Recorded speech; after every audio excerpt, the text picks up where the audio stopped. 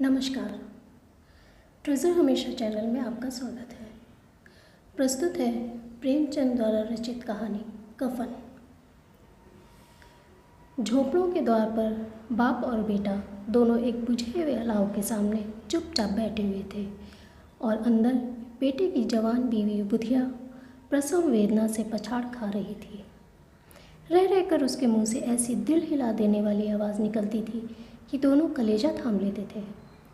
जाड़ों की रात थी, प्रकृति सन्नाटे में डूबी हुई, सारा गांव अंधकार में लय हो गया था।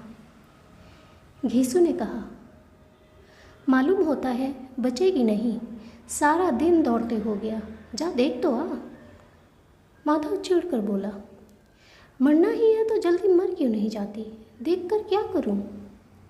तू बड़ा बेदर्द है बे, साल भर जिसके साथ सुख चैन से रहा उसी के साथ इतनी बेवफाई। तो मुझसे तो उसका तड़पना और हाथ पांव पटकना नहीं देखा जाता। चमारों का कुनबा था और सारे गांव में बदनाम। घीसू एक दिन काम करता तो 3 दिन आराम करता। माधव इतना कामचोर था कि आध घंटे काम करता तो घंटे भर चिलम पीता। इसीलिए उन्हें कोई मजदूरी नहीं मिलती थी। घर में मुट्ठी भर अनाज मौजूद हो तो उनके लिए काम करने की कसम थी। जब वो 2-4 फाके हो जाते तो घीसू पेड़ पर चढ़कर लकड़ियाँ तोड़ लाता और माधव बाजार में बेच आता, और जब तक वह पैसे रहते दोनों इधर उधर मारे मारे फिरते। गांव में काम की कमी न थी। किसानों का गांव था, मेहनती आदमी के लिए 50 काम थे, मगर उन दोनों को उसी वक्त बुलाते जब 2 आदमियों से एक का काम पाकर भी संतोष करने के अलावा कोई चारा न होता। अगर दोनों साधु होते तो उन्हें संतोष और धैर्य के लिए संयम और नियम की बिल्कुल ज़रूरत न होती। यह तो इनकी प्रवृत्ति थी। विचित्र जीवन था इनका। घर में मिट्टी के 2-4 बर्तनों के सिवा कोई संपत्ति न थी।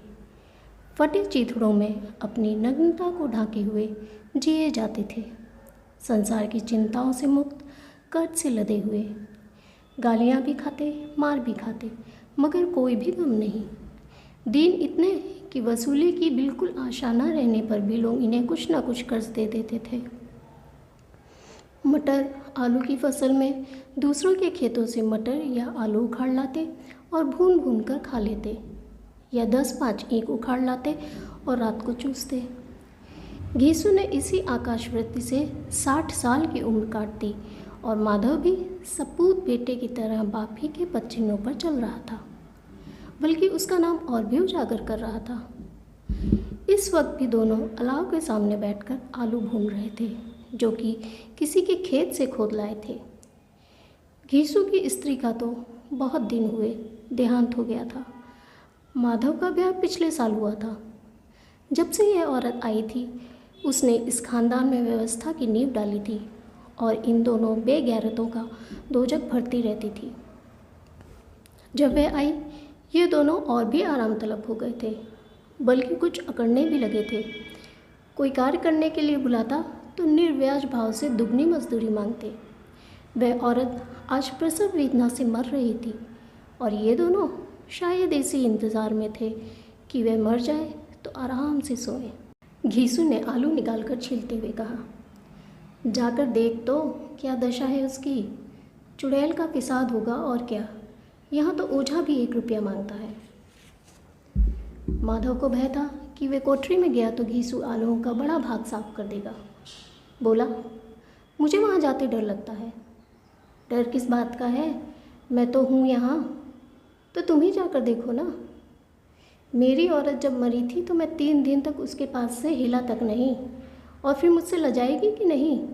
जिसका कभी मुँह नहीं देखा आज उसका उगड़ा हुआ बदन देखूँ। उसे तन की सुध भी तो ना होगी। मुझे देख लेगी तो खुलकर हाथ पाँव भी ना पटक सकेगी। मैं सोचता हूँ कोई बाल बच्चा हुआ तो क्या होगा।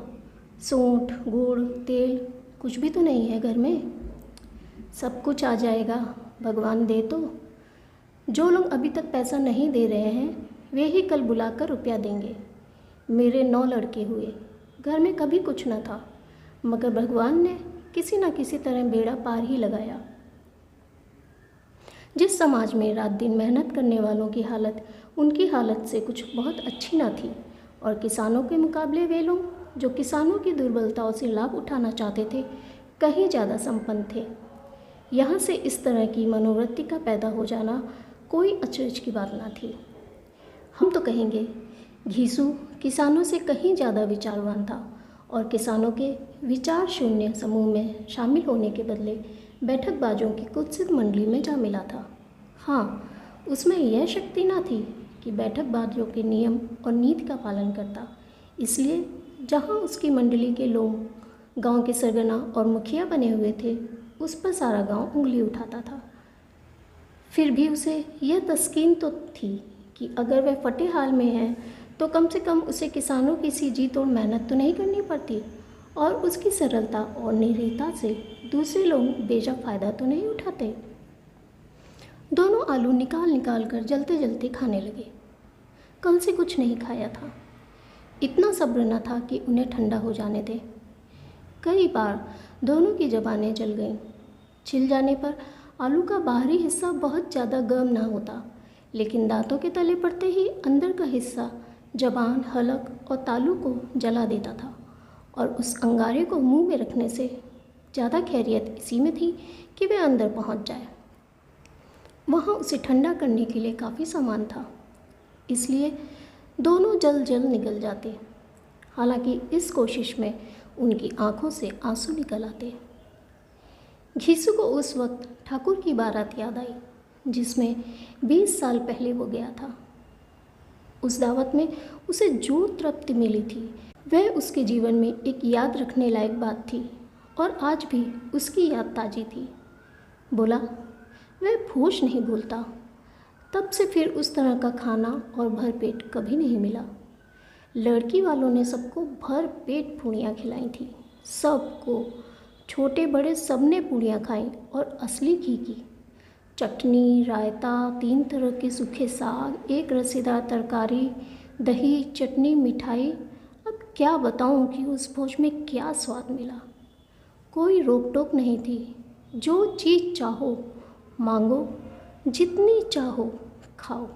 लोगों ने ऐसा खाया कि किसी से पानी ना पिया गया। मगर परोसने वाले हैं कि पत्तल में गरम गरम गोल गोल सुवासित कचौड़ियाँ डाल देते हैं। मना करते हैं कि नहीं चाहिए, पत्तल पर हाथ रोके हुए हैं, मगर वे हैं कि दिए जाते हैं। और जब सबने मुंह धो लिया तो पान इलायची भी मिली, मगर मुझे पान लेने की कहाँ सुध थी। खड़ा हुआ न जाता था, चटपट जाकर अपने कंबल पर लेट गया। ऐसा दिल दरिया था वह ठाकुर। माधव ने इन पदार्थों का मन ही मन मजा लेते हुए कहा, अब हमें कोई ऐसा भोज नहीं खिलाता। अब कोई क्या खिलाएगा, वह ज़माना दूसरा था। अब तो सबको किफ़ायत सूझती है। शादी ब्याह में खर्च मत करो, क्रियाक्रम में खर्च मत करो। पूछो गरीबों का माल बटोर बटोर कर कहाँ रखोगे। बटोरने में तो कमी नहीं है, हाँ खर्च करने में किफ़ायत सूझती है। तुमने 20 एक पूड़ियाँ खाई होंगी। 20 से ज़्यादा खाई थी। मैं 50 खा जाता। 50 से कम मैंने भी ना खाई होंगी। अच्छा पट्टा था तो मेरा आधा भी नहीं है। आलू खाकर दोनों ने पानी पिया और वहीं अलाव के सामने अपनी धोतियाँ ओढ़कर पाँव पेट में डाले सो रहे, जैसे 2 बड़े बड़े अजगर गेंडलियाँ मारे पड़े हों। और बुधिया अभी तक करा रही थी। सवेरे माधव ने कोठरी में जाकर देखा तो उसकी स्त्री ठंडी हो गई थी। उसके मुंह पर मक्खियाँ भिनक रही थीं। पथराई हुई आंखें ऊपर टंगी हुई थीं। सारी देह धूल से लथपथ हो रही थी। उसके पेट में बच्चा मर गया था। माधव भागा हुआ घीसू के पास आया। फिर दोनों ज़ोर ज़ोर से हाय हाय करते छाती पीटने लगे। पड़ोस वालों ने यह रोना धोना सुना तो दौड़े हुए आए और पुरानी मर्यादा के अनुसार इन अभागों को समझाने लगे। मगर ज़्यादा रोने पीटने का अवसर न था। कफन की और लकड़ी की फिक्र करनी थी। घर में तो पैसा इस तरह गायब था जैसे चील के घोंसले में मांस।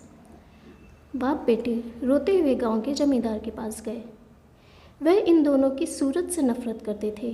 कई बार इन्हें अपने हाथों से पीट चुके थे, चोरी करने के लिए, वादे पर काम पर न आने के लिए। पूछा क्या है बे घिसुआ, रोता क्यों है? अब तो तू कहीं दिखाई भी नहीं देता। मालूम होता है इस गांव में रहना नहीं चाहता। घीसू ने जमीन पर सिर रखकर आंखों में आंसू भरे हुए कहा, सरकार, बड़ी विपत्ति में हूँ। माधव की घरवाली रात को गुजर गई। रात भर तड़पती रही सरकार। हम दोनों उसके सिरहाने बैठे रहे। दवा दारू जो कुछ हो सका सब कुछ किया, मगर वह हमें दगा दे गई। अब कोई एक रोटी देने वाला भी ना रहा मालिक। तबाह हो गए, घर उजड़ गया। आपका गुलाम हूँ। अब आपके सिवा कौन उसकी मिट्टी पार लगाएगा? हमारे हाथ में तो जो कुछ था सब दवा दारू में उठ गया। सरकार ही की दया होगी तो उसकी मिट्टी उठेगी। आपके सिवा किसके द्वार पर जाऊं? जमींदार साहब दयालु थे, मगर घीसू पर दया करना काले कंबल पर रंग चढ़ाने जैसा था। जी में तो आया कह दे, चल दूर हो यहाँ से। यूँ तो बुलाने पर भी नहीं आता। आज जब गरज पड़ी तो आकर खुशामद कर रहा है, हरामखोर कहीं का, बदमाश। लेकिन यह क्रोध या दंड का अवसर न था। जी में कुटते हुए 2 रुपए निकाल कर फेंक दिए, मगर सांत्वना का एक शब्द भी मुंह से ना निकला। उसकी तरफ ताका तक नहीं, जैसे सिर का बोझ उतारा हो। जब जमींदार साहब ने 2 रुपए दिए तो गांव के बनिए महाजनों को इनकार का साहस कैसे होता? घीसू जमींदार के नाम का ढिंडोरा भी पीटना जानता था। किसी ने 2 आने दिए, किसी ने 4 आने। 1 घंटे में घीसू के पास 5 रुपए की अच्छी रकम जमा हो गई। कहीं से नाज मिल गया, कहीं से लकड़ी।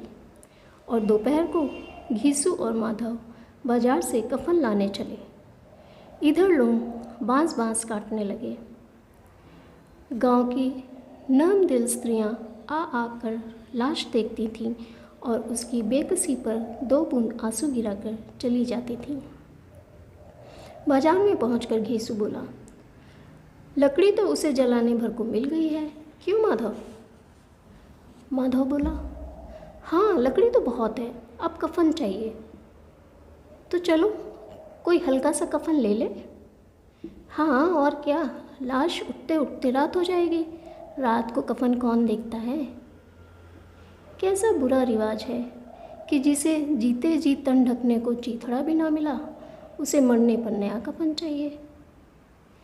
कफन लाश के साथ जल ही तो जाता है, और क्या रखा रहता है। यही 5 रुपए पहले मिलते तो कुछ दवा दारू करा लेते। दोनों एक दूसरे के मन की बात ताड़ रहे थे। बाजार में इधर उधर घूमते रहे, कभी इस बाजार की दुकान पर, कभी उसकी दुकान पर। तरह तरह के कपड़े, रेशमी और सूती, सब देखे, मगर कुछ जचा नहीं। यहाँ तक कि शाम हो गई। तब दोनों न जाने किस दैवी प्रेरणा से एक मधुशाला के सामने आ पहुँचे और जैसे किसी पूर्व निश्चित व्यवस्था से अंदर चले गए। वहाँ जरा देर तक दोनों असमंजस में खड़े रहे। फिर घीसू ने गद्दी के सामने जाकर कहा, साहजी, एक बोतल हमें भी देना। इसके बाद कुछ चिखौना आया, तली हुई मछली आई और दोनों बरामदे में बैठकर शांतिपूर्वक पीने लगे। कई कुज्जियाँ ताबड़तोड़ पीने के बाद दोनों सुरूर में आ गए। घीसू बोला, कफन लगाने से क्या मिलता है, आखिर जल ही तो जाता है, कुछ बहू के साथ तो ना जाता। माधव आसमान की तरफ देखकर बोला, मानो देवताओं को अपनी निष्पापता का साक्षी बना रहा हो। दुनिया का दस्तूर है, नहीं लोग बामनों को हजारों रुपए क्यों देते हैं? कौन देखता है परलोक में मिलता है या नहीं। बड़े आदमियों के पास धन है, फूके, हमारे पास फूकने को क्या है। लेकिन लोगों को जवाब क्या दोगे? लोग पूछेंगे नहीं कफन कहाँ है। घीसू हंसा, अबे कह देंगे कि रुपए कमर से खिसक गए, बहुत ढूंढा मिले नहीं। लोगों को विश्वास ना आएगा, लेकिन फिर वही रुपए देंगे। माधव भी हंसा इस अनपेक्षित सौभाग्य पर। बोला, बड़ी अच्छी थी बेचारी, मरी भी तो खूब खिला पिलाकर। आधी बोतल से ज़्यादा उड़ गई। घीसू ने 2 सेर पुड़ियाँ मंगाई, चटनी, अचार, कलेजियाँ। शराब खाने के सामने ही दुकान थी। माधव लपक कर 2 पत्तलों में सारा सामान ले आया। पूरा 1.5 रुपया खर्च हो गया, सिर्फ थोड़े से पैसे बचे। दोनों उस वक्त इस शान से बैठे पूड़ियाँ खा रहे थे जैसे जंगल में कोई शेर अपना शिकार उड़ा रहा हो। ना जवाबदेही का खौफ था, ना बदनामी की फिक्र। इन सब भावनाओं को उन्होंने बहुत पहले ही जीत लिया था। घीसू दार्शनिक भाव से बोला, हमारी आत्मा प्रसन्न हो रही है तो क्या उसे पुण्य ना होगा? माधव ने श्रद्धा से सिर झुकाकर तस्दीक की। जरूर से जरूर होगा। भगवान तुम अंतर्यामी हो, उसे वैकुंठ ले जाना। हम दोनों हृदय से आशीर्वाद दे रहे हैं। आज जो भोजन मिला वह उम्र भर न मिला था। एक क्षण बाद माधव के मन में एक शंका जागी।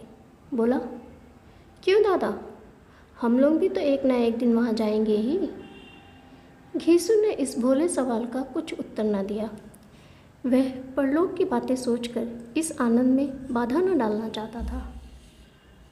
जो वहाँ हम लोगों से पूछे कि तुमने हमें कफन क्यों नहीं दिया तो क्या कहोगे? कहेंगे तुम्हारा सिर। पूछेगी तो ज़रूर। तू कैसे जानता है कि उसे कफन ना मिलेगा? तू मुझे ऐसा गधा समझता है? 60 साल क्या दुनिया में घास खोदता रहा हूँ, उसको कफन मिलेगा और बहुत अच्छा मिलेगा। माधव को विश्वास ना आया। बोला, कौन देगा? रुपए तो तुमने चट कर दिए। वह तो मुझसे पूछेगी, उसकी मांग में तो सिंदूर मैंने डाला था। घीसू गर्म होकर बोला, मैं कहता हूँ उसे कफन मिलेगा, तू मानता क्यों नहीं? कौन देगा, बताते क्यों नहीं? वही लोग देंगे जिन्होंने कि अब की दिया। हाँ, अब की रुपए हमारे हाथ ना आएंगे। ज्यों ज्यों अंधेरा बढ़ता जाता था और सितारों की चमक तेज़ होती जाती थी, मधुशाला की रौनक भी बढ़ती जाती थी। कोई गाता था, कोई डींग मारता था, कोई अपने संगी के गले लिपटा जाता था, कोई अपने दोस्त के मुंह में कुल्हड़ लगाए देता था। वहाँ के वातावरण में सुरूर था, हवा में नशा। कितने तो यहाँ आकर एक चुल्लू में मस्त हो जाते थे। शराब से ज़्यादा यहाँ की हवा उन पर नशा करती थी। जीवन की बाधाएं यहाँ खींच लाती थी और कुछ देर के लिए यह भूल जाते थे कि वे जीते हैं या मरते हैं, या ना जीते हैं ना मरते हैं। और ये दोनों बाप बेटे अब भी मज़े ले लेकर चुस्कियाँ ले रहे थे। सबकी निगाहें इनकी ओर जमी थी। दोनों कितने भाग्य के बली हैं, पूरी बोतल बीच में है। भर पेट खाकर माधव ने बची हुई पूड़ियों की पत्तल उठाकर एक भिखारी को दे दी, जो खड़ा उनकी ओर भूखी आंखों से देख रहा था और देने के गौरव, आनंद और उल्लास का अपने जीवन में पहली बार अनुभव किया। घीसू ने कहा, ले जा, खूब खा और आशीर्वाद दे। जिसकी कमाई है वह मर गई, मगर तेरा आशीर्वाद उसे ज़रूर पहुँचेगा। रोए रोए से आशीर्वाद दे, बड़ी गाढ़ी कमाई के पैसे हैं। माधव ने फिर आसमान की तरफ देखकर कहा, वह वैकुंठ में जाएगी दादा, वैकुंठ की रानी बनेगी। घीसू खड़ा हो गया और जैसे उल्लास की लहरों में तैरता हुआ बोला, हाँ बेटा, वैकुंठ में जाएगी। किसी को सताया नहीं, किसी को दबाया नहीं, मरते मरते हमारी ज़िंदगी की सबसे बड़ी लालसा पूरी कर गई। वह वैकुंठ न जाएगी तो क्या ये मोटे मोटे लोग जाएंगे, जो गरीबों को दोनों हाथों से लूटते हैं और अपने पाप को धोने के लिए गंगा में नहाते हैं और मंदिरों में जल चढ़ाते हैं। श्रद्धालुता का यह रंग तुरंत ही बदल गया। अस्थिरता नशे की खासियत है। दुख और निराशा का दौर हुआ। माधव बोला, मगर दादा, बेचारी ने ज़िंदगी में बड़ा दुख भोगा, कितना दुख झेल कर मरी। वह आंखों पर हाथ रखकर रोने लगा, चीखे मार मार कर। घीसू ने समझाया, क्यों रोता है बेटा, खुश हो कि वह माया जाल से मुक्त हो गई, जंजाल से छूट गई। बड़ी भाग्यवान थी जो इतनी जल्दी मोह माया के बंधन तोड़ दिए। और दोनों खड़े होकर गाने लगे। पियक्कड़ों की आंखें इनकी ओर लगी हुई थीं और ये दोनों अपने दिल में मस्त गाए जाते थे। फिर दोनों नाचने लगे, उछले भी, कूदे भी। गिरे भी, मटके भी, भाव भी बताए, अभिनय भी किए और आखिर नशे से बदमस्त होकर वहीं गिर पड़े।